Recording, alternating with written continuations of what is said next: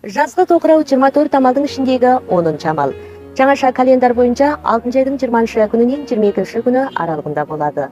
Солтүстік тропик сызығы және оның солтүстігіндегі райондар жөнінен алғанда, жазғы тоқырау бір жылдың орта шеніндегі тал түсте күн ең биік көтерілетін бір күн есептеледі. Бұл кезде температура жоғарылап, ылғалдық артып, нажағайлы өткінші жаңбыр ауық-ауық жауады. Міне бұл жазғы күн тоқыраудан кейін болатын ауа райының ерекшелігі.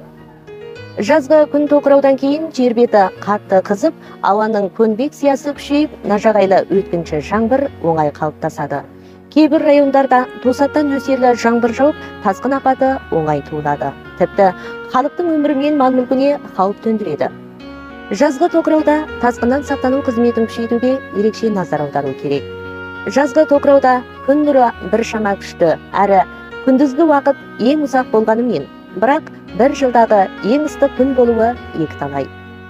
Бұл кезде адамдар көкөніс сорпасы, суық шай, қарақұм сорпасы қатарларды көбірек ішіп, ыстық өтуден сақтану керек.